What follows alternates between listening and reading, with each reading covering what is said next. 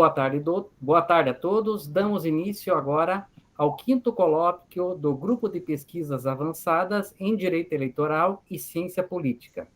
O tema de hoje é Garantias Fundamentais e o Processo Eleitoral. O colóquio será coordenado pelo professor Dr. Rafael Pereira de Menezes, que ocupa a cadeira 50 do Grupo de Pesquisas. O professor possui graduação em Direito pela Universidade Presbiteriana Mackenzie, mestrado em Filosofia pela Pontifícia Universidade Católica do Paraná e doutorado em Filosofia também pela PUC. Atua como analista judiciário no Tribunal Regional Eleitoral do Estado do Paraná e como professor de Filosofia, Ética, Direito Empresarial, Direito do Trabalho no Centro Universitário Campos de Andrade, a Uni Andrade. O colóquio será apresentado pelos acadêmicos Franciane Azevedo, graduada em Direito pela Uni Curitiba, pós-graduanda em Direito Eleitoral pela Faculdade Polis Civitas, advogada no escritório Arraes e Carboni e diretora de Planejamento do Instituto Mais Cidadania, e também pela acadêmica Marcele Cortiano, mestrando em Direitos Humanos e Democracia na Universidade Federal do Paraná, graduada em Direito em Publicidade e Propaganda, ambas da Universidade Federal do Paraná. Pesquisadora do Grupo de Estudos em Direito Autoral e Industrial da Universidade Federal do Paraná e membro da Clínica de Direito e Arte também da Universidade Federal do Paraná. Lembramos aos participantes que não devem deixar de preencher a lista de presença, que será em breve disponibilizada. Então, passo a palavra para o coordenador do colóquio, o professor Rafael. Seja bem-vindo, professor Rafael. Muito obrigado, professor Rogério. É um prazer estarmos aqui reunidos para mais um colóquio do nosso grupo de estudos. Hoje, a gente vai ter por tema uma discussão bastante interessante a respeito de garantias fundamentais e o processo eleitoral. Quando a gente fala em processo eleitoral, a gente fala do corolário do processo democrático e do processo do funcionamento do Estado de Direito. Então, é o momento em que aquele poder que emana do povo, ele vai se materializar e ele vai se apresentar na forma da escolha dos representantes daquela mesma população, e para que a gente tenha um processo livre, legítimo, para que a gente tenha um processo que de fato mereça o nome democrático, a gente precisa fazer uma discussão a respeito dos princípios fundamentais que embasam toda a elaboração desse processo e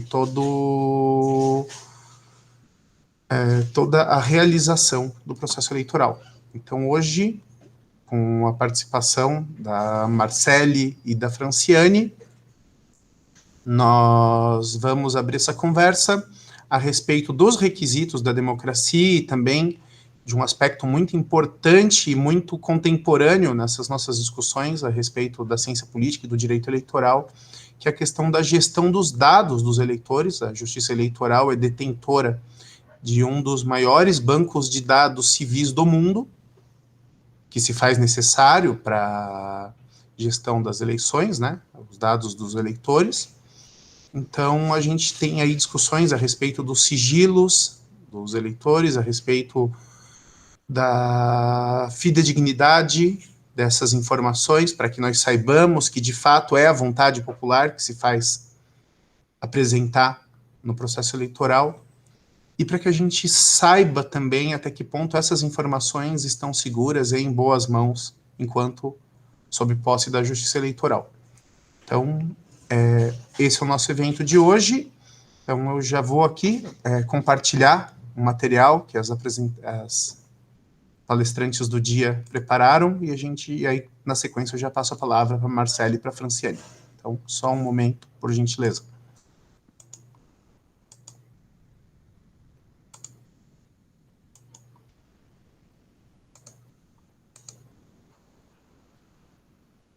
Estão todos vendo o material?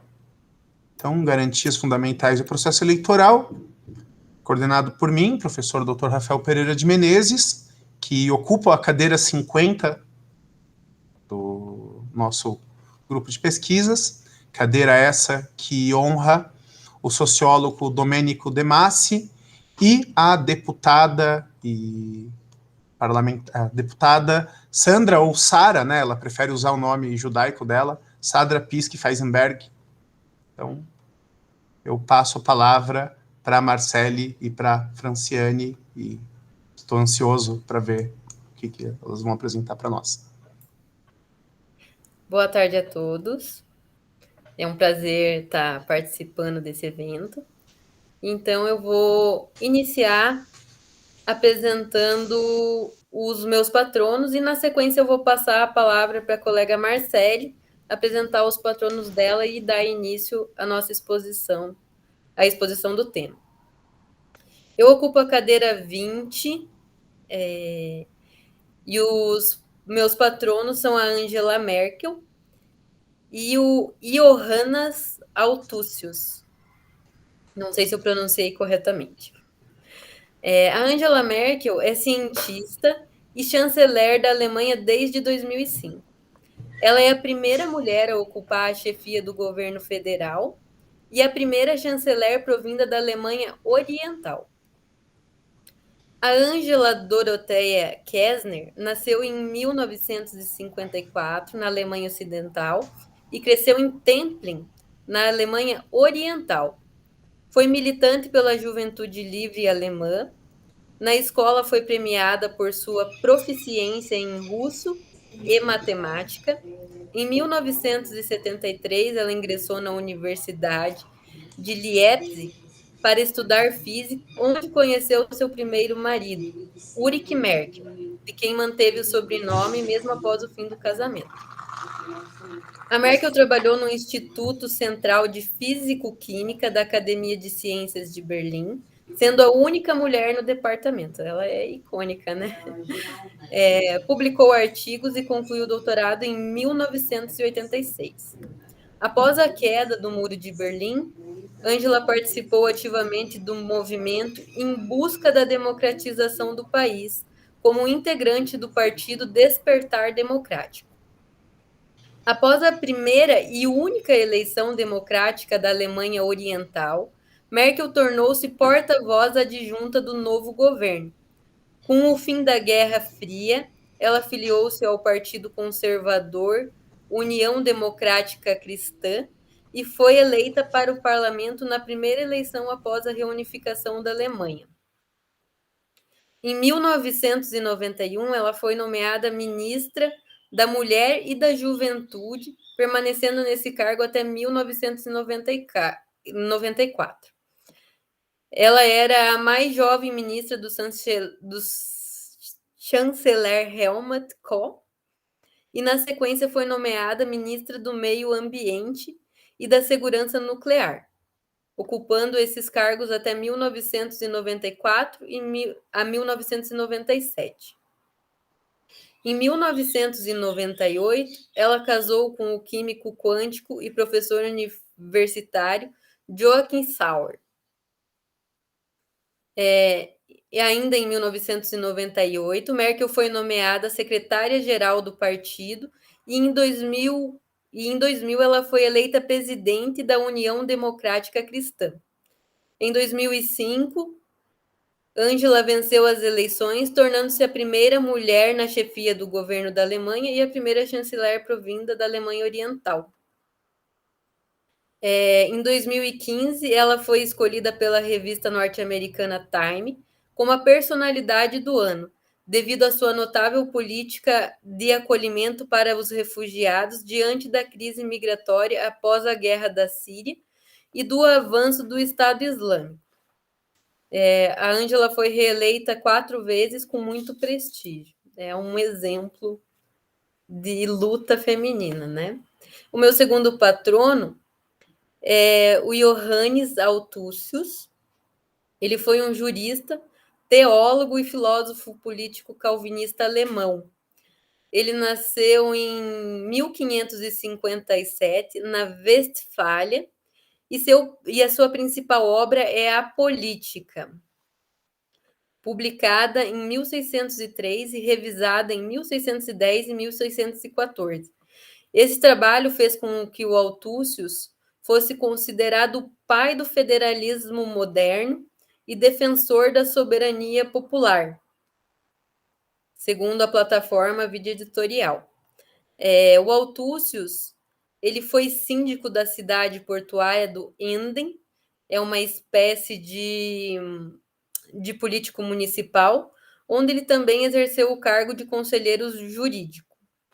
Segundo o professor Carlos Reverbel, mestre em Direito pela Universidade Federal do Rio Grande do Sul, Autúcios já trabalhava a ideia de federalismo na concepção moderna, tal como ele é aplicado nos estados democráticos de direito hoje, com base na vontade popular. Agora eu vou passar a palavra para a colega Marcele para ela apresentar os seus patronos. Obrigada, Franciane, boa tarde. Boa tarde, professor Rafael, professor Rogério.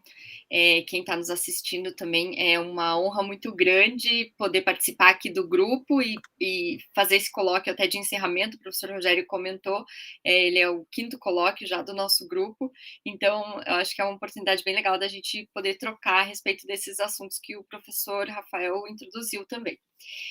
Eu ocupo a cadeira 21 do nosso grupo de pesquisa, e os patronos da cadeira 21 são a Eunice Miquiles e o Noam Chomsky. A Eunice Miquiles, ela nasceu em São Paulo, em 1929. Ela foi a primeira mulher brasileira a ocupar, de fato, um assento no Senado Federal, isso em 1979. Antes disso, ela foi eleita deputada estadual, e depois da experiência dela no Senado, ela também foi eleita como deputada federal. E todos esses cargos ela ocupou pelo estado do Amazonas. Mesmo ela tendo nascido em São Paulo, ela sempre atuou politicamente pelo estado do Amazonas, porque o marido dela era de lá, ele era prefeito do município de Maués, e ela acabou indo para lá, então, muito jovem, e ela dava aulas lá e acabou se interessando pela política. E daí, enfim, concorrendo a esses cargos eletivos. E a trajetória da Eunice Miquiles, ela é muito notável, principalmente por conta desse pioneirismo na vida política dela, né?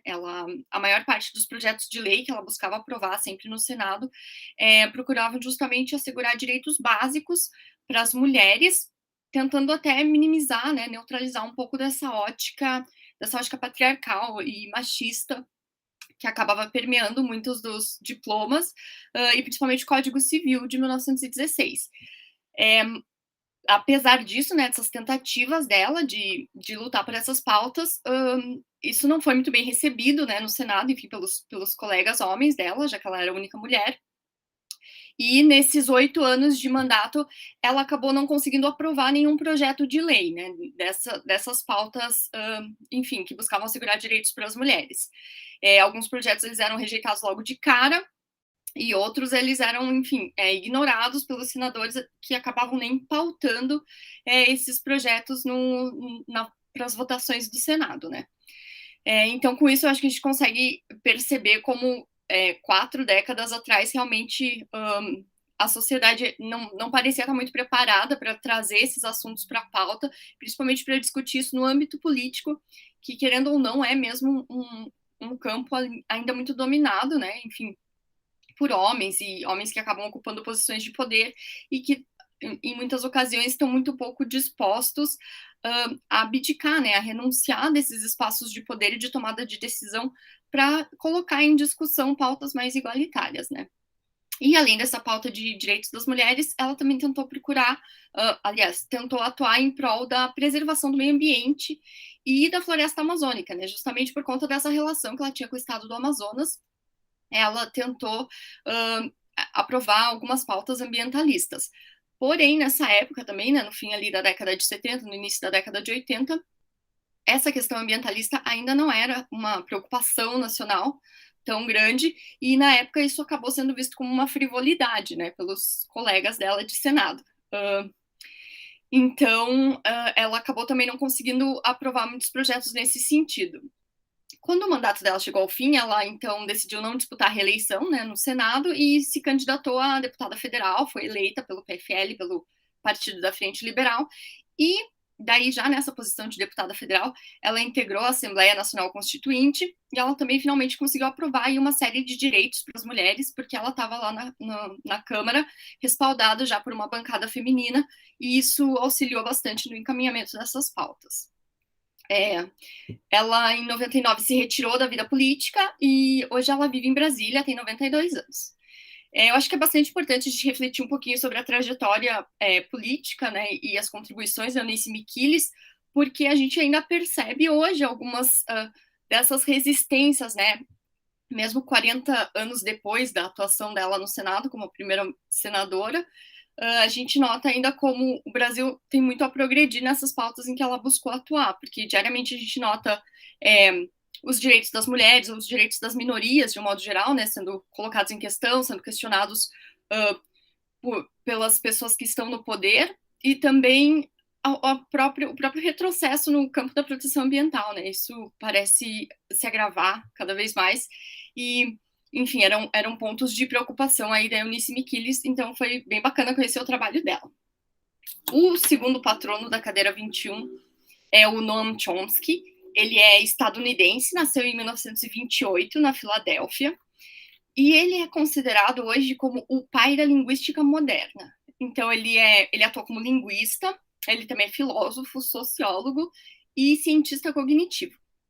E ele também é conhecido principalmente pelo seu ativismo político, né? Eu acho que por isso, inclusive, que ele é patrono de uma das cadeiras do nosso grupo de pesquisa, e ele costuma sempre, então, ocupar posições políticas de esquerda e sempre sendo muito crítico, né, faz críticas muito severas à política externa dos Estados Unidos. E uma das grandes contribuições dele, e que faz ele ser considerado o pai da linguística moderna, é que ele é criador da gramática gerativa ou generativa transformacional. Eu vou até ler a explicação, porque é um pouco complexo, assim, eu acho que para gente que não é da área, fica meio difícil de acessar, assim. Então, essa, na verdade, foi uma teoria que ele desenvolveu desde a década de 50, com outros linguistas lá do MIT, né, que é o Instituto de Tecnologia de Massachusetts, e essa teoria ela vai tratar do aspecto criativo da faculdade da linguagem e vai abordar também os processos de transformação pelos quais vão passar os elementos linguísticos. Então, por isso que ele é considerado o pai da linguística moderna, né? E ele também ele é uma figura bastante importante no campo da filosofia analítica, né, que é um campo de atuação dele, e por justamente ele ainda estar vivo e ele está produzindo cientificamente, está trabalhando aí nas suas produções acadêmicas e científicas, ele é sempre convocado pela comunidade científica, pela sociedade em geral, enfim, a emitir opiniões sobre o andamento dos acontecimentos sociais ou controvérsias no plano internacional, quaisquer outras assim, questões, né, recentes, importantes que estejam surgindo na sociedade. E um dos últimos livros dele que eu tive a oportunidade de ler, que é esse aqui, é o Internacionalismo ou Extinção, foi lançado agora esse ano, e ele vai justamente refletir um pouco sobre as ameaças à existência humana, e ele traz um prefácio sobre o coronavírus. Então, é bem interessante notar como a produção acadêmica dele, a produção científica, ela está bem pautada por questões que são bem recentes, né? São questões que estão próximas da gente, assim, cronologicamente falando. Então, é importante até para a gente ter uma noção de como ele está vendo esses acontecimentos, né? Ter noção da opinião dele nesse sentido. E também, a título de curiosidade, aqui já encerrando a minha exposição a respeito dos patronos, ele é casado com uma brasileira, a Valéria Chomsky, que é quem cuida de toda a agenda dele, enfim, toda a mediação, né, ela faz entre os locais que ele vai falar, que ele vai participar, enfim, locais que pedem algum tipo de manifestação dele, e ele é casado com a Valéria, então, desde 2014. Essas são as nossas contribuições a respeito dos nossos patronos. Vou devolver a palavra para a Franciane, que ela vai dar início à nossa exposição do colóquio mesmo sobre garantias fundamentais e o processo eleitoral. Obrigada. Obrigada, Marcele. Então, como a Marcele já adiantou, o tema que foi selecionado para esse colóquio é as garantias fundamentais e o processo eleitoral. E uma maneira bastante atual e necessária de abordar essa temática é observar suas implicações no contexto atual da sociedade informacional. Ou seja, considerando o protagonismo da internet, das redes sociais e da digitalização das relações intersubjetivas. Isso porque qualquer assunto hoje, inclusive o exercício de direitos, está em alguma medida atrelada a esse contexto informacional e digital. Nessa perspectiva, para assegurar o exercício democrático do processo eleitoral, a lisura do processo eleitoral e as garantias fundamentais, o tema deve ser analisado considerando as particularidades dessa realidade. E nesse cenário, para apresentar alguns fundamentos teóricos dessa temática, eu vou expor brevemente os critérios elencados pelo autor Robert Dahl para assegurar o exercício democrático no Estado de Direito, e partindo da ideia de autonomia individual no processo eleitoral, a Marcele vai comentar sobre a necessidade de privacidade e, consequentemente, da proteção de dados pessoais no contexto eleitoral. Então, na obra sobre a democracia de Robert Dahl, ele elenca alguns critérios para a efetivação do processo democrático. Na perspectiva do autor, esses critérios seriam determinadas exigências que devem ser satisfeitas para que o processo e o exercício governamental verdadeiramente democráticos aconteçam de modo apropriado. E dizem respeito à exigência de que todos os componentes inseridos no processo e nesse exercício governamental estejam igualmente habilitados para que possam participar na tomada de decisão de maneira justa e equilibrada, tanto quanto possível. Isso é o que garantiria a lisura do processo democrático. A adoção dessas diretrizes garante que os atores que tomam parte em uma organização democrática sejam considerados politicamente iguais e, portanto, capacitados a exercer suas competências de maneira imparcial e equitativa. A definição dessas características refere-se a qualquer coletividade de indivíduos que desejem tornar a tomada de decisão um processo cooperativo, guiado por objetivos em comum e apartado de práticas autoritárias. Sobre a aplicação desses critérios na avaliação dos governos estatais, informa que nenhum Estado demonstrou estar inteiramente de acordo com o modelo ideal. Mas, em última análise, esses critérios proporcionam configurações altamente vantajosas para se avaliar as realidades e a potencialidade dos governos democráticos. O primeiro critério que ele elenca é a participação efetiva.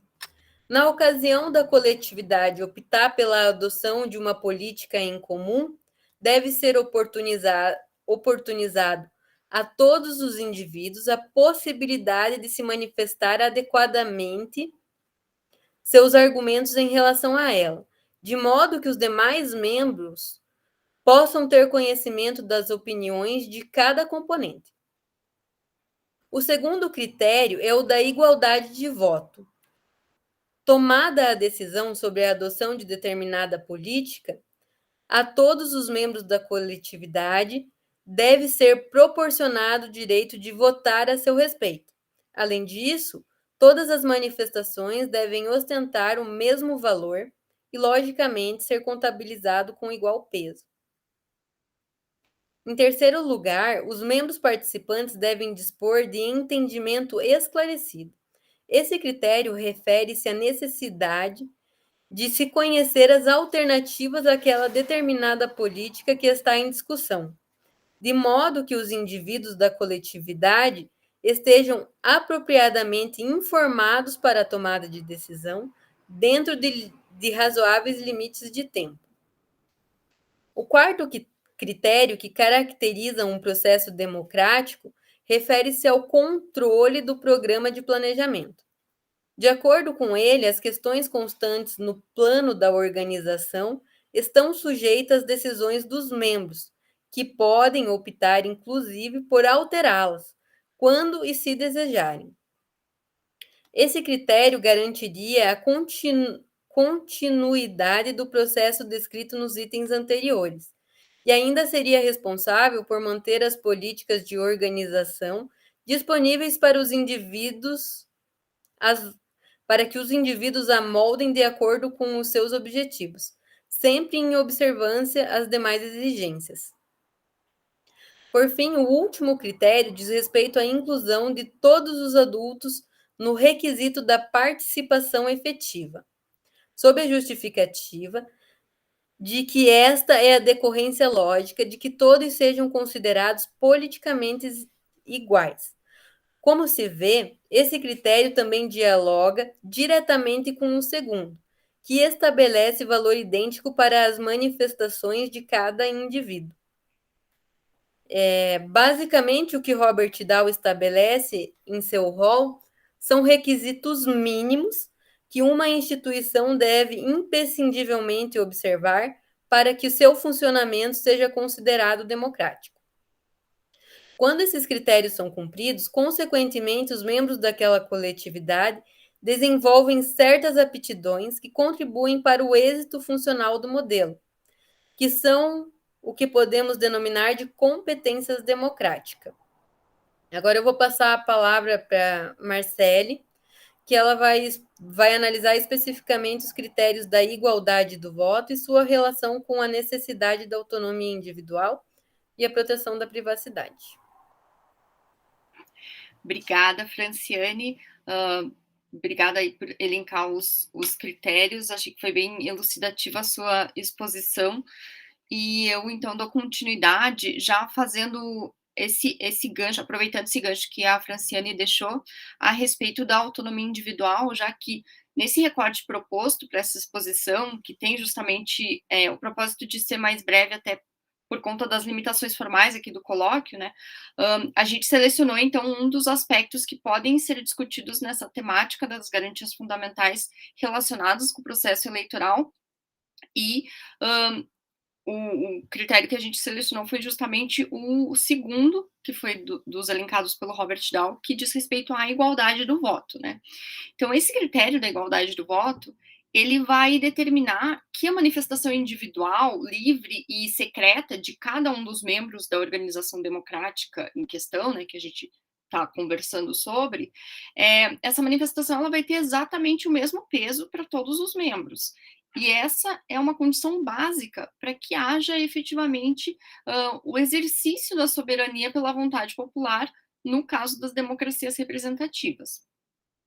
Embora todos esses critérios que a Franciane trouxe, eles tenham naturalmente essa finalidade de garantir a equidade entre os componentes da organização democrática, esse requisito da igualdade do voto, especificamente, que vai dizer respeito justamente à atribuição do mesmo peso para a manifestação de cada um dos membros, é o que parece, de fato, sintetizar verdadeiramente essa questão da igualdade política. Apenas aqui para recordar, né, no Brasil, o texto constitucional vai prever ali explicitamente a igualdade política entre os cidadãos, atribuindo o mesmo valor para cada voto, isso lá no texto constitucional, no artigo 14, nos direitos políticos, vai definir que a soberania popular será exercida pelo sufrágio universal e pelo voto direto e secreto, com valor igual para todos. Então, a gente sublinha, de fato, esse trecho final, que destaca que o voto ele vai ter o mesmo valor para todos.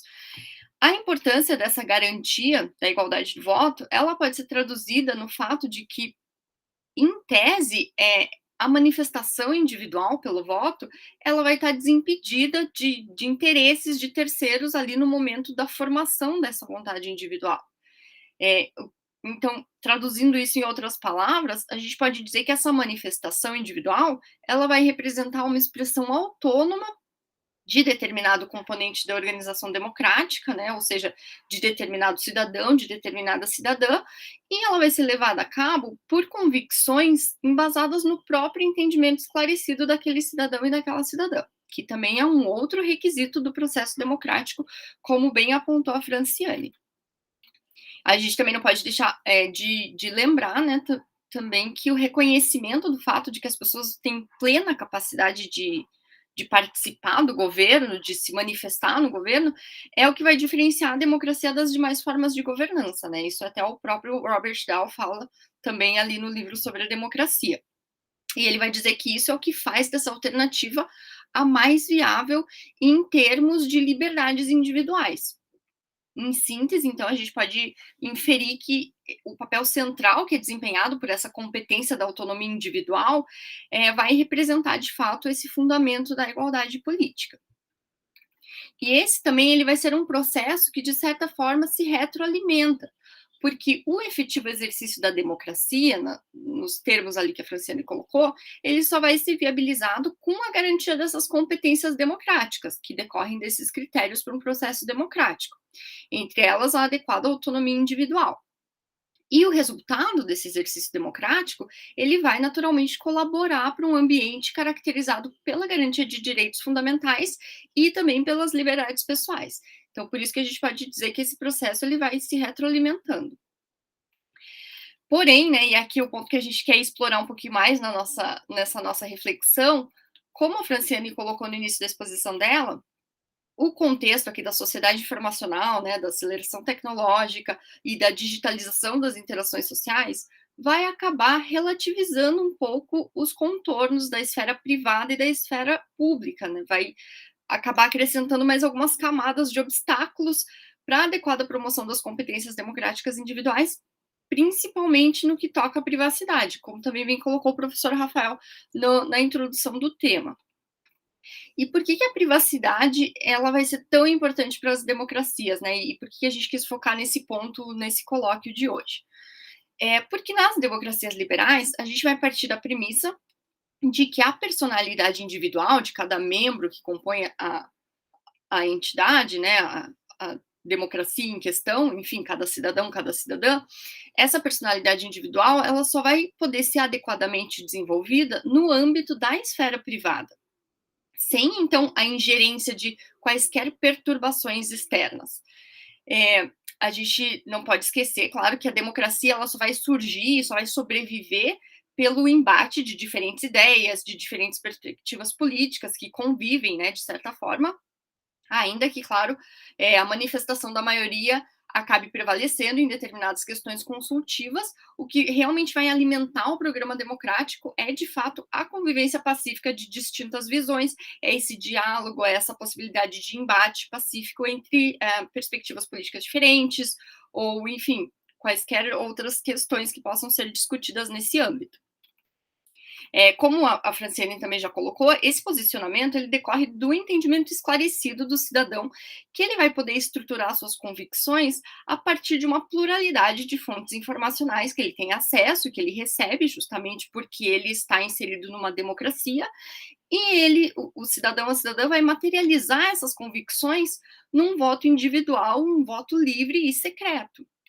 Então, as condições necessárias para a efetivação desse direito, elas vão, de fato, residir na garantia da inviolabilidade da esfera privada, em observância aí a um processo de manutenção de um espaço individual próprio, para que, de alguma maneira, o cidadão ou a cidadã possa escapar do controle e do monitoramento sociais e formar esse entendimento esclarecido a partir dessa pluralidade de fontes que ele tem acesso. E isso também está disposto, claro, no plano internacional, né? A gente tem que sempre lembrar da Declaração Universal dos Direitos Humanos da ONU, de 1948, que vai justamente consolidar a necessidade de observância ao direito à privacidade. Lá no artigo 12º vai dizer que ninguém sofrerá intromissões arbitrárias na sua vida privada, na sua família, no seu domicílio ou na sua correspondência, nem ataques à sua honra e reputação, e contra tais intromissões ou ataques, toda pessoa tem direito à proteção da lei. E no Brasil também, a gente tem a previsão desse direito, né, do direito à privacidade, ele figura lá no artigo 5º da Constituição, né, que é o nosso rol de garantias fundamentais. E o artigo 5º vai determinar lá no seu inciso 10º a necessidade de proteção da intimidade da vida privada também. E já que a gente também está falando do ambiente digital, a gente não pode deixar de mencionar o Marco Civil da Internet, que é a Lei 12.965, de 2014.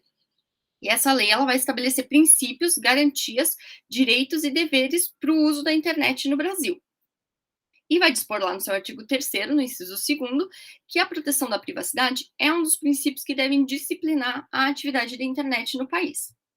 Então, a gente nota como existem aí essas disposições, tanto no plano internacional, no plano constitucional e também no plano infraconstitucional, que podem ser aplicadas no contexto dessas relações entre a privacidade e a internet, e aqui no tema do nosso colóquio, em relação ao processo eleitoral. Só que, apesar dessas previsões, né, como eu já adiantei ali no início, existem muitos obstáculos para que essa privacidade ela possa ser materializada de fato na prática. A gente pode falar, por exemplo, de alguns obstáculos no âmbito do uso subjetivo das ferramentas digitais. Como, por exemplo, o descuido dos indivíduos, seja por falta de conhecimento, enfim, por falta de informação sobre os riscos que determinadas ferramentas digitais podem apresentar, ou também a própria exposição que o cidadão ele tem que se submeter quando ele precisa usar determinadas ferramentas ou ele precisa realizar determinados atos da vida civil e ele precisa, de alguma forma, enfim, se expor, né, dar informações pessoais, dados pessoais. Só que, além desses obstáculos que seriam num âmbito mais subjetivo, a gente também tem que falar aqui daqueles obstáculos externos, né, que seriam, por exemplo, interesses mercadológicos que a gente está diariamente aí expostos também. Esses interesses mercadológicos, esses obstáculos externos, eles acabam colocando o indivíduo numa condição de vulnerabilidade em face de instrumentos de coleta, instrumentos de tratamento, de manipulação e também de armazenamento de dados pessoais. Só que também, além desses obstáculos, tanto no âmbito subjetivo quanto ali nesse âmbito externo, né, que viria do mercado, a gente também tem que lembrar daquelas ameaças à privacidade que podem vir de condutas governamentais, que seriam justificadas por alegadas razões de Estado, né, para sua implementação. E, no fim das contas, esses instrumentos, essas condutas governamentais, elas podem viabilizar e até legitimar alguns mecanismos de vigilância e de controle. Então, a gente pode falar, por exemplo, da coleta biométrica ou da necessidade de reconhecimento facial em alguns atos da vida civil que necessitam desse tipo de reconhecimento. Enfim, claro que muitas dessas ferramentas, elas são necessárias, né? Esse controle, ele se faz necessário de alguma maneira, mas a gente não pode negar que, em muitos casos, eles acabam representando violações à privacidade do indivíduo. Então, por conta de todos esses motivos, acabam se fazendo necessários alguns mecanismos que auxiliem os cidadãos a ter controle sobre sua privacidade e ter controle sobre seus dados pessoais. E, para falar nisso, né, a gente não pode deixar de mencionar a recentíssima LGPD, que é a Lei Geral de Proteção de Dados, que entrou em vigor no passado, e cujas sanções passaram a vigorar agora em 2021 mesmo, nesse ano. A gente não vai entrar no mérito aqui, né, de analisar a LGPD, até conversamos com o professor Rafael, com a Franciane antes, porque isso acaba extrapolando um pouquinho o tema do nosso colóquio. Mas o que a gente busca enfatizar aqui é que, mais do que simplesmente garantir uma autonomia individual para o cidadão em determinadas ações cotidianas que vão envolver dados pessoais, a LGPD ela vai demonstrar como alguns aspectos da proteção dos dados pessoais, eles simplesmente não são negociáveis, eles não estão disponíveis para serem objeto de negociação entre o cidadão e a entidade que vai tratar desses dados eventualmente. E esses aspectos, eles devem sim ser objeto de lei que proteja esses cidadãos em face de intromissões indevidas, seja intromissões de outros particulares, seja do mercado, ou seja do próprio Estado, como os exemplos que eu coloquei anteriormente. E especificamente no âmbito do nosso colóquio, a gente também busca evidenciar como existe uma relação intrínseca entre a proteção de dados pessoais e o fortalecimento da democracia. E essa relação ela vai acontecer pela consolidação da competência democrática da autonomia individual e da privacidade. Como a gente comentou, são critérios essenciais para que haja uma manifestação livre, desimpedida, individual e autônoma de cada cidadão ali no momento da formação do seu voto. E nesse contexto específico do processo eleitoral, né, além de todas essas questões de tratamento de dados que estão inevitavelmente envolvidas nesse procedimento, como o professor Rafael bem colocou, então a gente poderia falar, por exemplo, de coleta de dados no âmbito interno dos partidos, né, ou até, por exemplo, questão de acesso a dados dos cidadãos para pesquisas de intenção de voto, ou mesmo a questão da coleta biométrica, né, como o professor Rafael falou, é um dos maiores bancos de dados do mundo, né, de dados civis. Então, a gente vê o tamanho, né, a dimensão dessa questão no âmbito da justiça eleitoral. E o que a gente busca destacar aqui, né, que para além dessas questões da coleta de dados no âmbito do processo eleitoral, além disso, a privacidade também ela vai ser fundamental para a formação do entendimento esclarecido, como bem colocou a Franciane, que vai culminar nessa manifestação individual que é representada pelo voto e que, querendo ou não, ela é a finalidade última dessa dinâmica de participação popular pelo processo eleitoral. Só que no ambiente digital, como a gente viu, existem alguns novos obstáculos, né, para que essa privacidade seja garantida e seja materializada. Então, já chegando ao final aqui dessa primeira parte da exposição, a gente só queria trazer algumas reflexões finais para também poder colocar isso em discussão, né. Uma delas é que o Brasil ele foi relativamente lento, né, para efetivar um instrumento de proteção de dados pessoais. Isso porque a Alemanha já discute isso desde os anos 70, né, já implementa esses instrumentos. Na Europa também isso ficou muito comum no final do século XX, então alguns instrumentos esparsos até que entrasse em vigor o GDPR, né, que foi alguns anos atrás. E para falar de exemplos mais próximos, a gente tem até a Argentina, que já tinha uma lei de proteção de dados pessoais há 20 anos atrás. Então, ainda que o Brasil tivesse a previsão de proteção dos dados pessoais em diplomas esparsos, nunca houve um instrumento que consolidasse, de fato, todo esse direito à proteção de dados pessoais. Então, claro que a LGPD ela é super importante, super necessária, né? Ela foi um passo importante em direção a isso, mas será que ela seria suficiente para essa manutenção da privacidade e especificamente no âmbito do processo eleitoral, ou será que são necessários outros mecanismos que a gente poderia colocar em discussão, principalmente quando a gente coloca em questão essas possíveis ameaças à privacidade que a internet representa, né? Então, é um passo importante, acho, nesse sentido, que é uma outra coisa que a gente queria trazer à discussão nesse momento final, é que o fato de que a proteção de dados pessoais ela está prestes a se tornar uma garantia fundamental pela PEC 17 de 2019, então ela ainda não é uma garantia fundamental, mas ela está nesse caminho, né? Foi uma PEC proposta pelo Senado, já foi aprovada pela Câmara em dois turnos e retornou ao Senado com algumas alterações, enfim, está aguardando ali a apreciação da casa.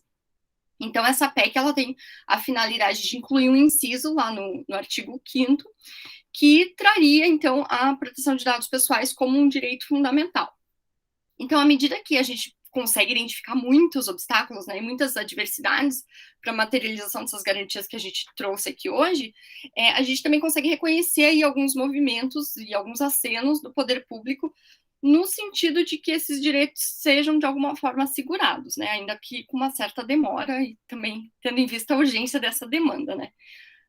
Então, para esse primeiro momento, eu acho que seriam essas nossas considerações, professora Rafael. Eu, só antes de devolver a palavra para você, gostaria de ver se a Franciane quer fazer alguma outra colocação, antes da gente poder devolver a palavra para o professor. Não, eu acho que você abordou bem o tema. Vamos devolver a palavra para o professor, para ouvir as colocações dele e prosseguir com o debate.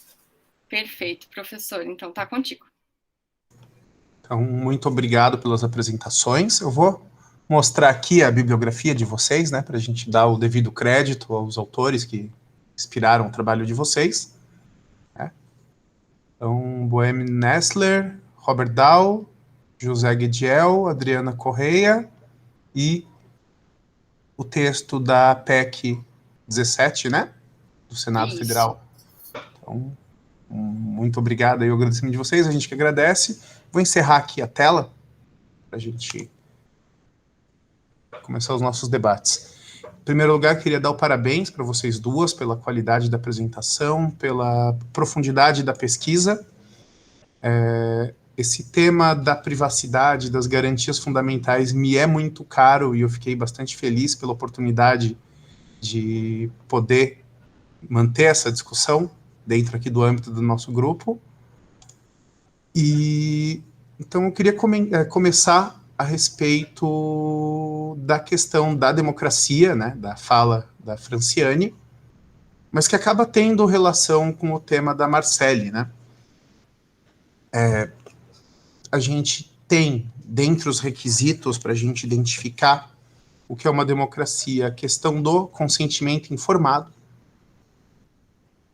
que é um tema que o Dow abordou na obra dele e que está no coração da LGPD também, né?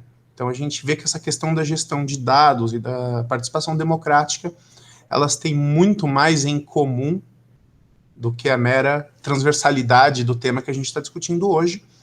Isso porque a intimidade e a privacidade, que é um conceito maior do que a intimidade está contida na privacidade, são dimensões fundamentais da personalidade humana, né? O tema da privacidade, ele vem já presente nas cartas de direito, ele especificamente vai surgir a partir do direito americano, de uma decisão da Suprema Corte americana no século XIX, e, para não me estender muito, basicamente, privacidade é o direito a sermos deixados em paz. Eu gosto muito dessa formulação, porque eu acho que ela consegue abranger os desenvolvimentos e mutações que esse direito recebeu desde a sua elaboração lá no século XIX. Na verdade, o seu reconhecimento, né, direito, quando a gente está falando de direito fundamental, a gente fala em reconhecimento, né, que é um direito que é imanente, que é inerente à pessoa humana. Então, esse direito que nós temos a sermos deixados em paz, em vivermos as nossas vidas da maneira que melhor entendemos, que melhor nos diz respeito, sem sermos perturbados, a não ser que estejamos violando alguma lei. Nos tempos atuais, ele passa pela gestão das nossas informações pessoais. Isso vai desde o direito a não sermos atormentados por causa dessa coisa aqui, recebendo 300 ligações por dia, de não sermos incomodados da nossa casa, de não sermos incomodados no nosso trabalho e de não sermos incomodados a partir do uso das nossas informações pessoais. Essas informações são propriedade nossa, né? Até aí, tudo bem, a gente, de fato, o Brasil tem um atraso grande no marco legal da proteção a essas informações. Isso aqui, por muitos anos, foi terra de ninguém na questão de usos de dados pessoais. E a gente agora vem atrás do prejuízo. A gente tinha uma série de decisões judiciais a respeito disso no âmbito privado, o uso disso por empresas, call centers, correspondências. Mas a gente tem que lembrar que direitos e garantias fundamentais, e ainda mais quando a gente está falando de direitos de personalidade, são direitos de primeira geração. E eles, antes de mais nada, são dirigidos contra o Estado. Então, é o direito de eu ser deixado em paz, não só pelas empresas, não só pelos meus vizinhos, não só por outros indivíduos, mas pelo poder público. São normas de contenção do exercício do poder.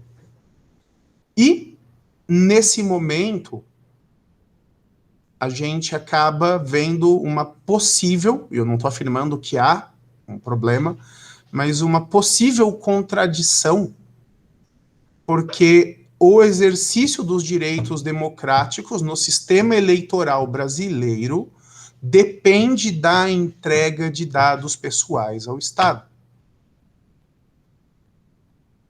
Então, a gente funda o nosso sistema eleitoral na confiança que nós temos de que o poder público, personificado na justiça eleitoral, que é o ente que recebeu a incumbência constitucional de organizar o processo político eleitoral, de que esses dados vão receber um uso que não viole a nossa esfera de intimidade e privacidade.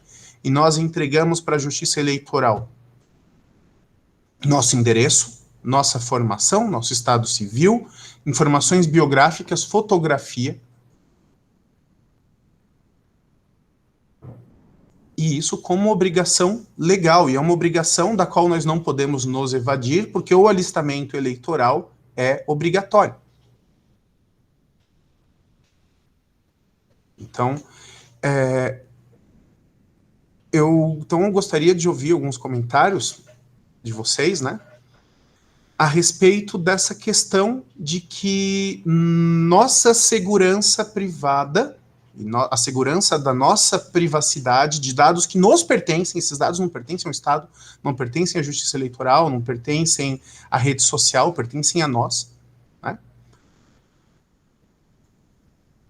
Até que ponto em que a gente pode se sentir seguro quanto à nossa privacidade a partir do momento em que há uma obrigação legal de entrega de dados, que são dados que dizem de maneira muito forte a respeito das nossas esferas privadas, ao Estado, enquanto lidando com garantias constitucionais de primeira geração, essas garantias visam justamente limitar a ação do Estado. Então, nós não acabamos, assim, dependendo demais da manutenção da normalidade da democracia até, para preservarmos as nossas seguranças pessoais.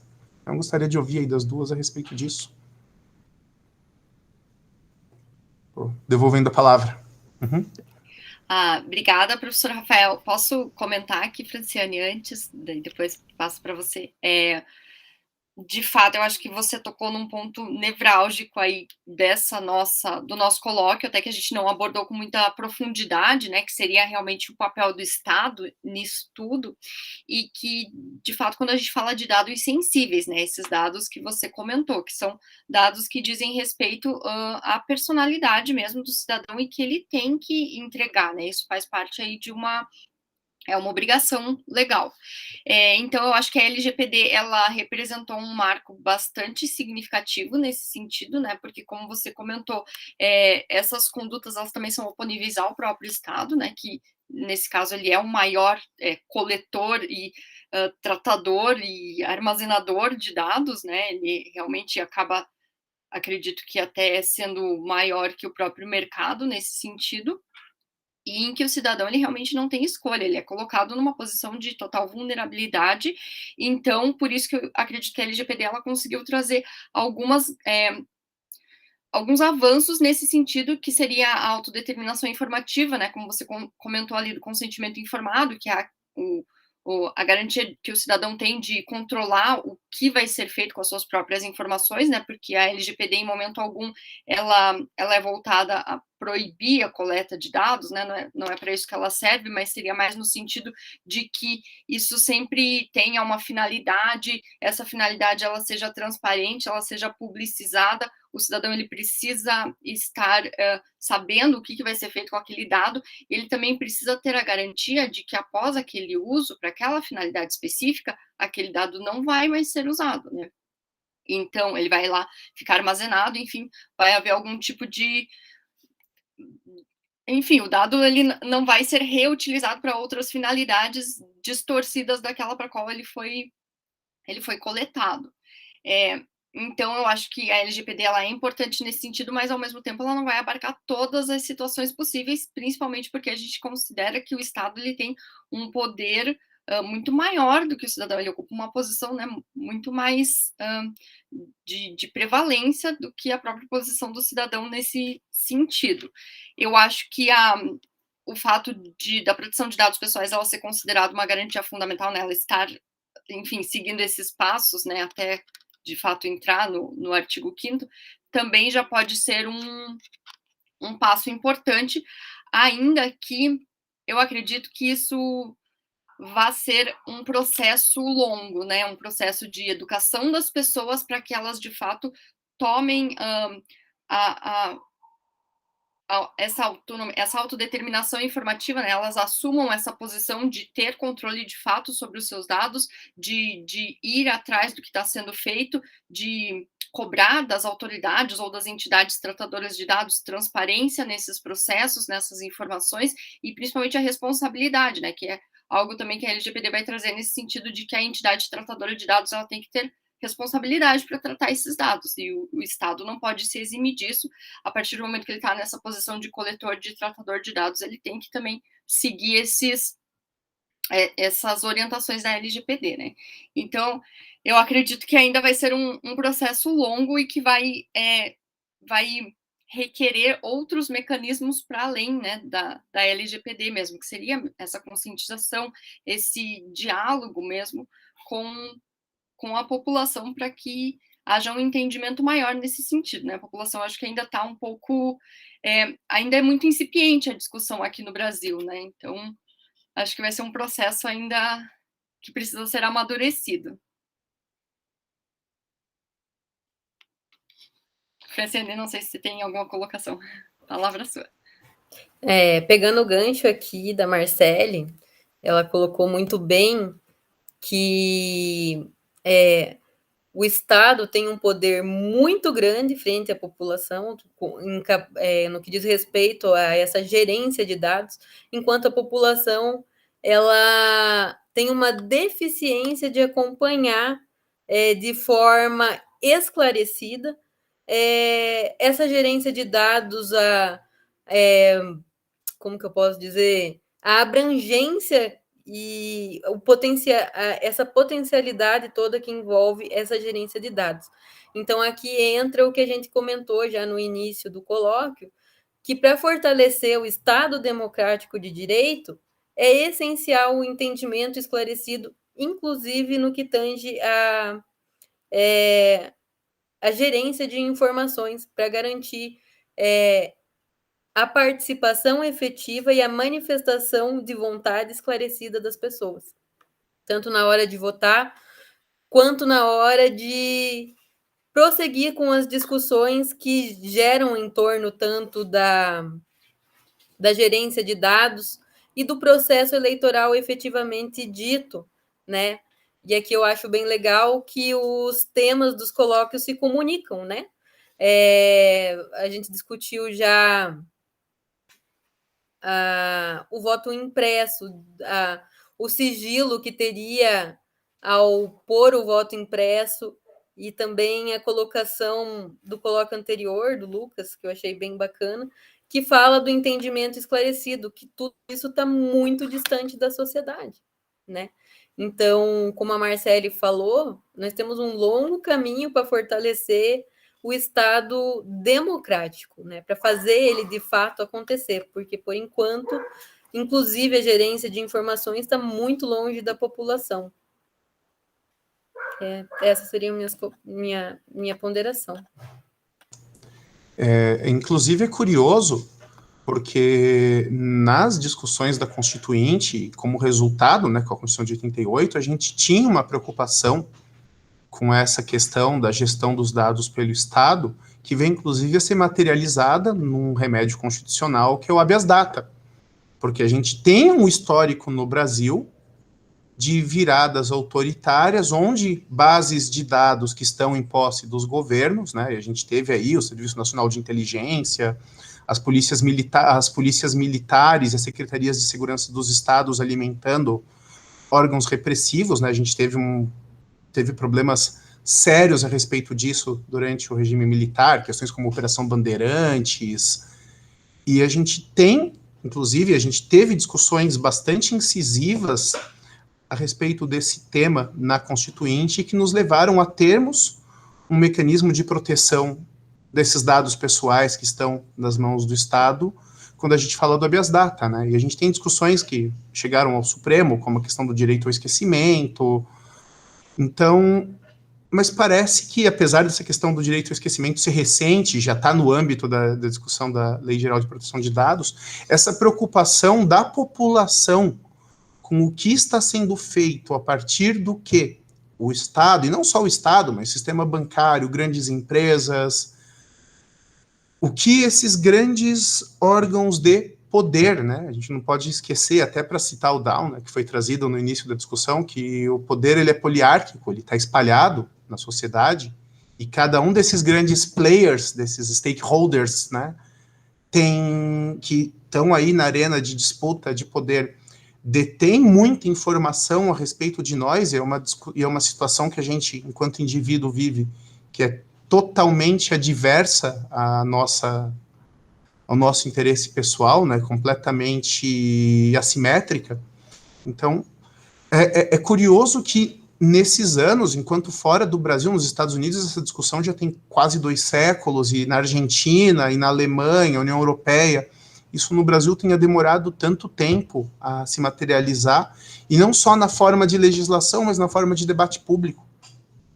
As pessoas, de fato, com a redemocratização, isso, por um lado, até tem, entre aspas, um lado positivo, porque é como se houvesse um depósito de confiança no poder público, e eu digo entre aspas porque eu não sei se é de fato um voto de confiança ou se é simplesmente falta de informação a respeito do problema, né?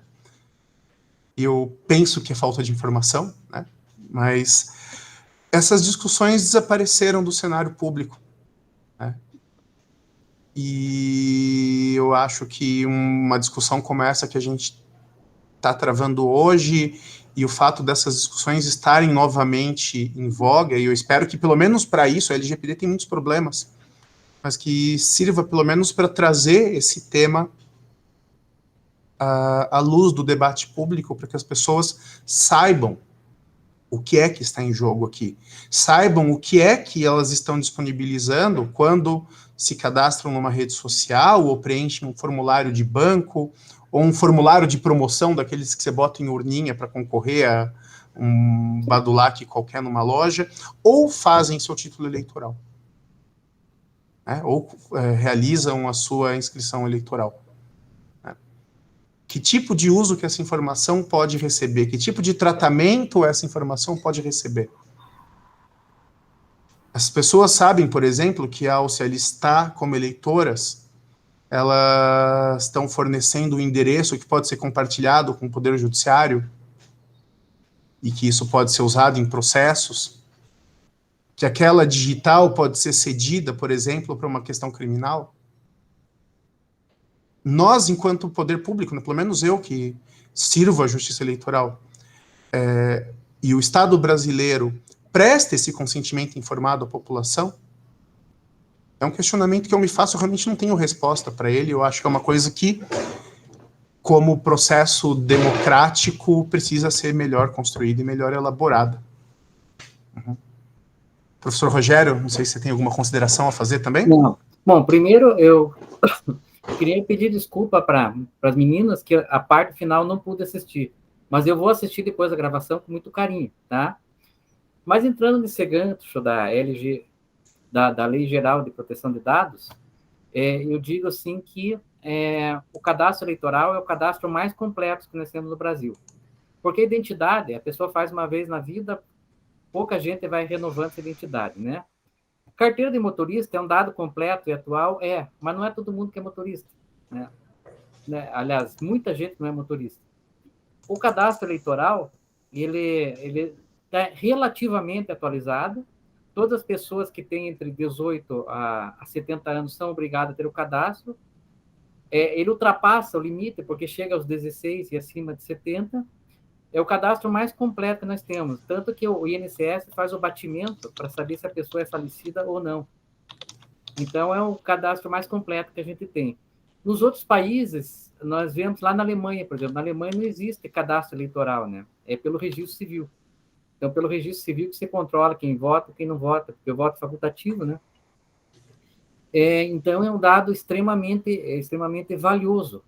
Tanto que empresas de cobrança morrem de vontade de acessar o cadastro eleitoral. É um tal de ligarem para o tribunal, quando trabalhar nessa área, querendo endereço de fulano de tal, né?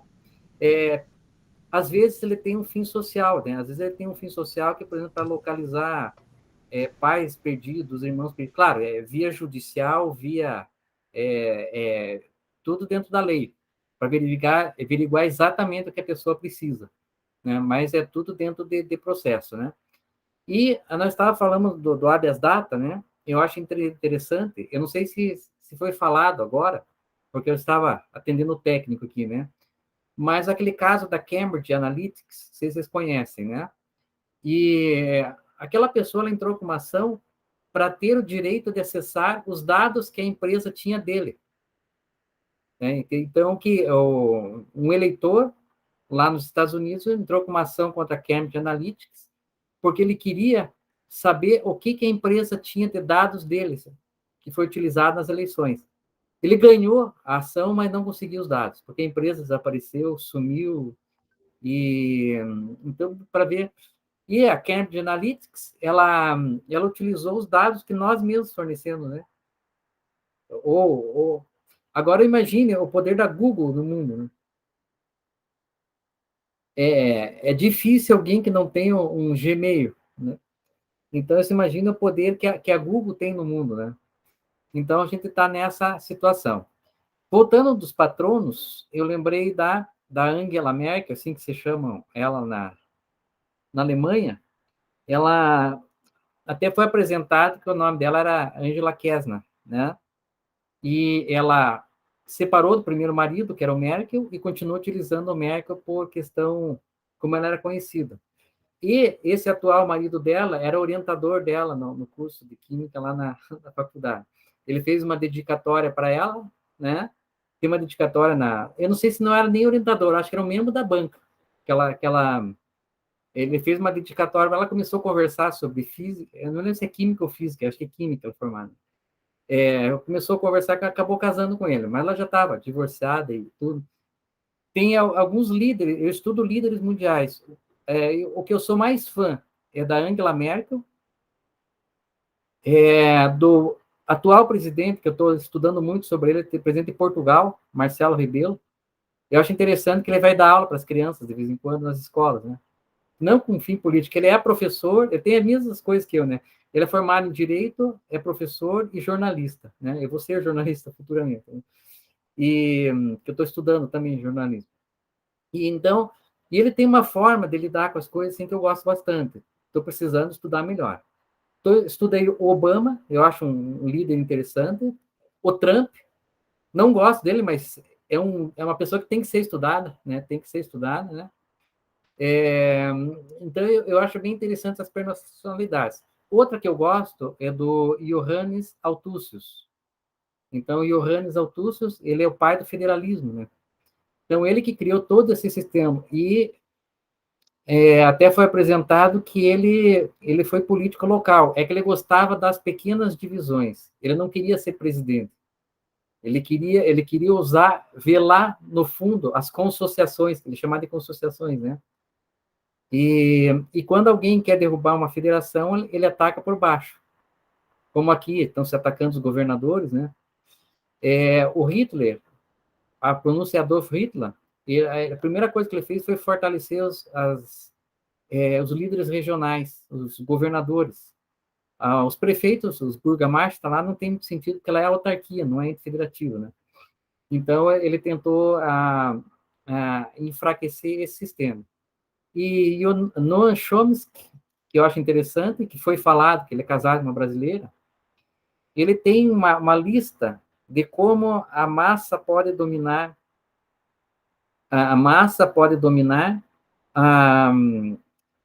os meios de comunicação de massa dominam a população. É famoso essas frases, né? E eu fui utilizar no trabalho meu aquilo, só que eu não conseguia achar a fonte dele. Então, eu comecei a achar que era inventado aquilo, né? Eu comecei a achar que era inventado ali. Que nem o Drauzio Varela, né? O Drauzio Varela disse que tem muita coisa bonita que ele disse, só que ele não disse, né? Diz que ele não tem rede social, né? Então, ele disse que tem muita coisa que ele até concorda, mas não foi ele que falou. Então, segundo o Drauzio, que ele disse que ele não tem rede social, né? Então, o que eu estava falando ali? Eu fui por Drauzio, do Noam Chomsky, né? E eu comecei a procurar, até que tinha desistido de utilizar aquilo lá, porque eu achei que aquilo foi inventado, né? Até que eu descobri que ele publicou aquela lista lá das dominação de massa num artigo de uma revista italiana, que eu não tenho acesso à internet, que você pode comprar a revista, só que é uma fortuna, né? Mas o que aconteceu? Eu utilizei aquilo ali porque eu achei 2, 3 artigos que mostravam a fonte confiável daquilo. E eu entrava, aparecia o artigo, o título, mas não conseguia entrar no artigo. Então, quer dizer, existe, e eu pude utilizar essa fonte. Só que daí eu citei no rodapé que aquela fonte foi... coloquei ali na nota rodapé que aquela fonte existe, é legal e tudo, mas eu não consegui ler o artigo completo. Eu peguei em Luiz Flávio Gomes, foi o Luiz Flávio Gomes que citou bastante ele, né? Então, eu coloquei ali que foi um APUD, né? E outra coisa que eu achei interessante, só que isso é curiosidade para vocês, né? Ali nas referências bibliográficas, tem um autor, vocês viram que tem um beta ali, né? No nome dele. Não estou conseguindo abrir. Tem um autor o Volker Boehm-Nessler, né? Nessler. Aquele beta ali é uma letra que só tem no alemão, que é o Etset. O Etset é uma letra que só tem no alemão. E o significado dele, o som dele é de 2 S's. Então, nos outros países, isso aqui é substituído o B, o beta, né, não é o B, pelos 2 S's. E a gente vê muito sobrenomes errados por causa disso. Eu conheço uma família que se chama Straub. E o que aconteceu? Quando o imigrante chegou no porto, não conseguia entender o alemão do imigrante, o imigrante não conseguia... Strauss virou Straub. Ele colocou como Straub, pensando que era um B, né? Tem uma família na minha cidade que se chama Xereda, eu pensei que era alemão. Xereda, S-C-H. Depois descobri que a gente fala Schroeder, mas a pronúncia é Xereda. Então, foi coisa do Porto. E outra coisa que eu estava estudando no meu doutorado aqui, eu peguei livro sobre a teoria pura do direito do Hans Kelsen. Tá? Tem trechos que eu li 10 vezes e não entendi o que está escrito. Mas como eu conheço muito alemão, fui lá, achei uma versão em alemão e fui ver lá no alemão. E lá eu entendi. Por quê? Problema de tradução. O que acontece, né? Eles pegam o livro do Hans Kelsen e eles... Claro, ele não escreve simples, mas ele escreve uma coisa inteligível. Então, ele escreve lá a teoria pura em alemão, daí é traduzido para o inglês. Quando se traduz, já vem um monte de falhas, né? Daí, aqui do Brasil, você traduz do inglês, que já vem com as falhas, né? E tem frases de livro que é traduzido do alemão que eu não consigo entender. Não consigo entender. E aquele problema de tradução do Brasil, né? A questão do tráfico ilícito, né? Já viram esse problema, né? Que em inglês não tem a palavra traffic, é utilizado para tráfego e para tráfico. Então, eles têm que colocar que é lícito e ilícito. E no Brasil, você traduziu tráfico ilícito, né? Tráfico ilícito de... Então, no Brasil, não precisava. A palavra tráfico já diz que é ilícito, né? Então, nós temos muito esse tipo de problemas que a gente vê. Mas a Angela Merkel, eu sou um profundo estudioso da Angela Merkel. Tanto que eu coloquei ela junto já com Althusser, porque eu achei que tem tem uma ligação forte, né?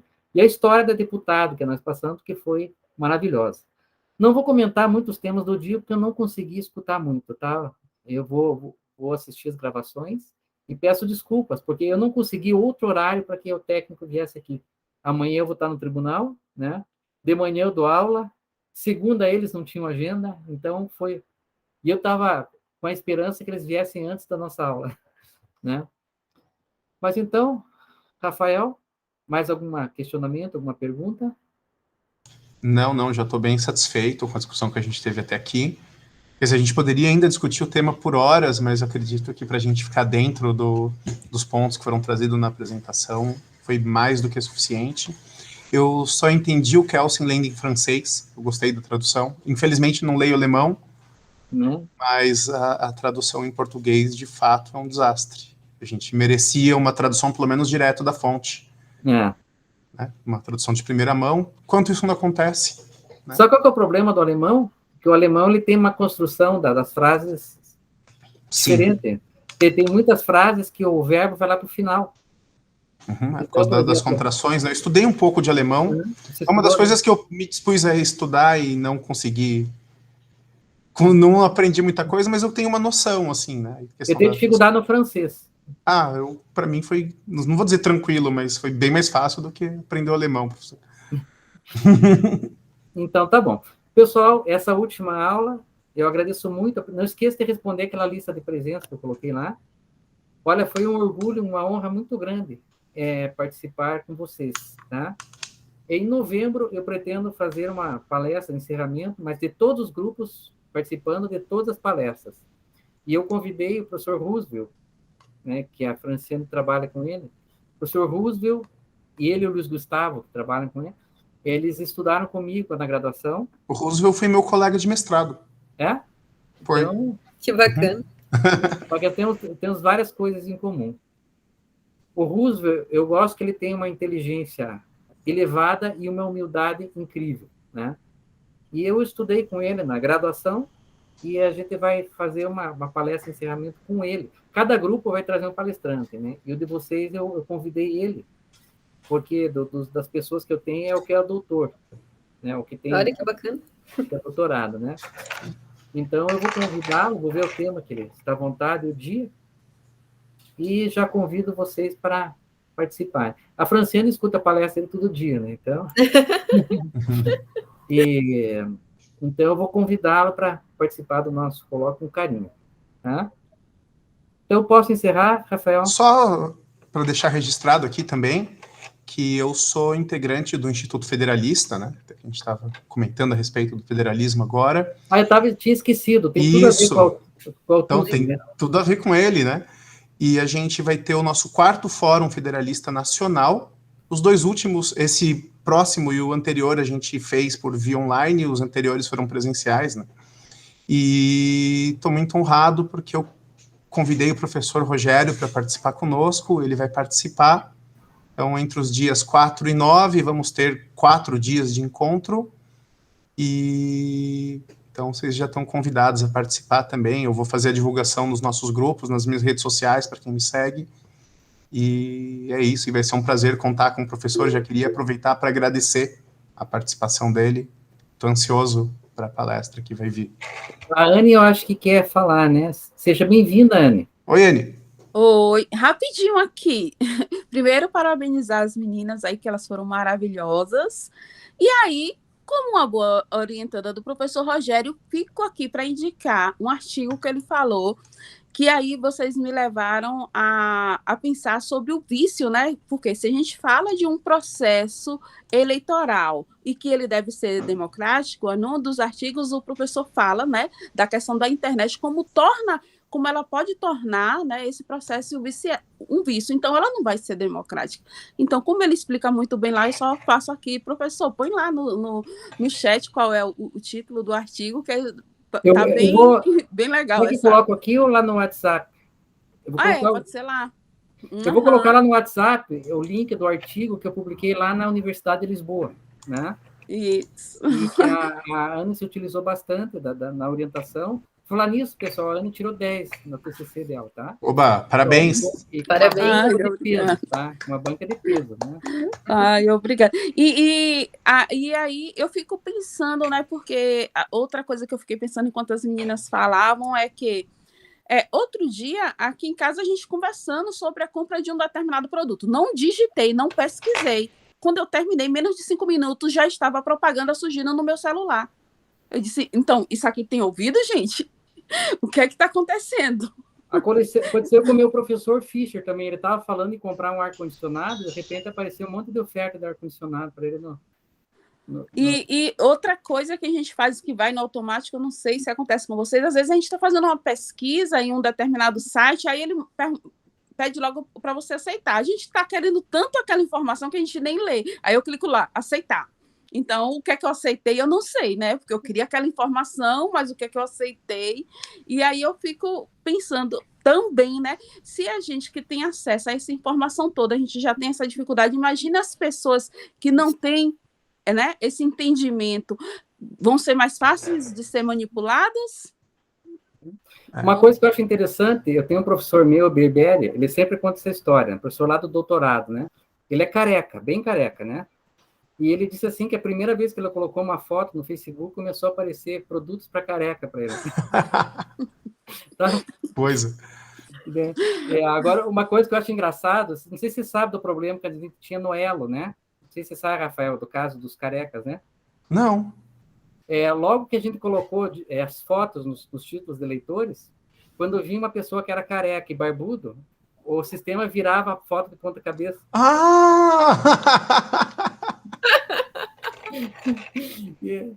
Logo vai estar invertendo a minha, então. Certeza. Aí, só lembrando rapidinho, aí lá o professor Rogério, ele traz, não é, professor, o que aconteceu na campanha do Barack Obama, né, que foi utilizado esses dados, né, para que nas eleições, e aí existe, né, uma análise do eleitor e a utilização dessas redes, aí veio Do Trump. E também aqui no Brasil, né, que já, né, o uso dessas empresas com essas informações. E nosso processo eleitoral fica viciado, né? Então deixa de ser democrático, não é? Vocês sabem por que eles utilizam... Lembra aquela campanha, anule seu voto para fazer nova eleição? Que não anula nunca, né? O artigo 224 não fala isso, né? Nossa, eu lembro disso. A Cambridge... Toda eleição isso aparece. Toda eleição, né? É que eles querem afastar eleitor fiel de outro candidato, né? Para que ele não vote, que eles não conseguem conquistar esse eleitor e na verdade, eles querem que se abstenha. Isso aconteceu lá com a Cambridge Analytics, lá em Trinidad e Tobago. Essa Cambridge ela foi contratada por um dos candidatos, e lá é radical, é 2 tribos, né? Tem 2 partidos, estava 50%, 50% eleição. E daí eles pensaram, a gente contratou, quem nos contratou foi o candidato A. Nós não vamos convencer o B, porque o B são fiéis eleitores. O que eles fizeram? Eles fizeram uma campanha, direcionaram para o WhatsApp uma campanha para os eleitores do adversário, dizendo que o processo foi fraudado e que para protestar contra a justiça eleitoral que eles deixassem de votar, não comparecessem às eleições. Eles ganharam na abstenção. Eles não conquistaram o voto do adversário, eles afastaram o adversário das urnas. Então, normalmente, às vezes, em município tem essa intenção de afastar o eleitor das urnas para... na verdade, a gente... Desculpa, professor. É uma forma, alguma intenção tem, né? Principalmente em município pequeno, é bem útil esse tipo de coisa para afastar o eleitor do adversário, né? Então, a gente tem isso, né? Então, pessoal, eu vou disponibilizar para vocês lá no WhatsApp o link do artigo lá na Universidade de Lisboa, tá? Então, o nome do artigo é Dominação Política Digital. Eu parto lá do Conselho de Dominação, lá do Max Weber, e trago para o mundo moderno. Franciane? Com licença, Anne, vou passar para a Franciane. Então, professor, pegando esse gancho, né, é bem real, né? Nós vimos isso aqui no Brasil recentemente em nível nacional, né? Essa tentativa de macular o processo eleitoral, de desvalidar já para as próximas eleições, né? Pôr em xeque essa dúvida para... ele é muito útil para afastar eleitor, né? Então, né? É triste, mas é. Mas então, pessoal, mais alguma participação? Então, pessoal, agradeço por todo esse período que vocês conviveram comigo. Convido para ano que vem participar de novos grupos. Eu vou convidar vocês para eventos paralelos, né? Paralelos da Justiça Eleitoral. Eu tenho aquele projeto que a Anne me ajuda, e me ajuda muito. Então, quero agradecer a Anne pela ajuda que ela me dá. O Sábado do Saber. E nós temos os debatedores no Sábado do Saber. Só que, como o Sábado do Saber é apoiado pela Unidom Bosco, eu só posso convidar quem de vocês da Federal. É um evento aberto a todo o público, mas para debatedor eu só vou conseguir convidar quem é da Federal, né? Por causa do patrocínio que eu tenho, né? Então, eu convido para vocês assistirem os próximos e agradeço a presença de vocês. Eu vou organizar no que vem, tão logo eu acabe meu doutorado, eu vou organizar o Encontro Acadêmico da Justiça Eleitoral. É um encontro que eu fazia presencial, cheguei a fazer 3 edições no tribunal, esse encontro no tribunal. O Roosevelt foi um dos palestrantes, né? No passado eu fiz, daí eu parei por falta de apoio, e agora eu quero reorganizar por falta de apoio logístico, né? A gente não tinha funcionário suficiente para me ajudar. Tinha boa vontade, tinha muita gente que me ajudar, mas a gente não tinha equipe para me ajudar, sabe? E esse encontro eu quero organizar em forma de encontro e oficinas, depois do meu doutorado, que eu não tenho tempo agora, e daí eu vou voltar a fazer o 4º encontro acadêmico, faz 4 anos que não tem. Então, e vai ser totalmente virtual, da mesma forma que é feito aqueles congressos, né? Tem as palestras E daí tem as apresentações dos estudantes, sabe? Aquelas apresentações. A Franciane Marcelli, o Rafael já deve ter participado no passado sobre isso, né? Então, eu vou organizar um tipo de um evento daqueles, com oficinas, né? Cada um apresenta um tempo, é avaliado rapidamente e passa para outro. Então, eu vou convidar vocês para ou participarem ou me ajudarem a organizar no futuro. Isso, né? Que eu vou precisar de pessoas do mundo acadêmico para me ajudar. Estou à Então, disposição, professor. Então, Também estou à disposição, professor. Também, mesma coisa. Então, tá certo. Então, pessoal, eu agradeço a presença de vocês, o carinho. Logo eu vou anunciar para vocês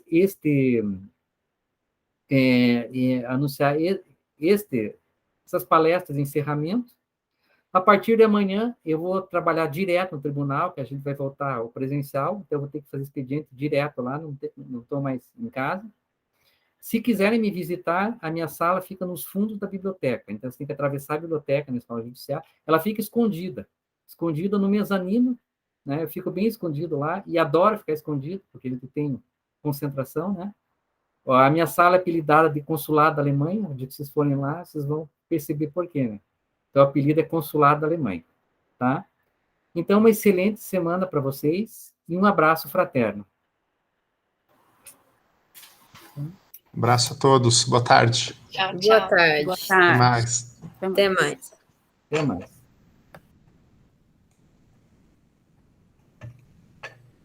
Bem. Interromper a gravação.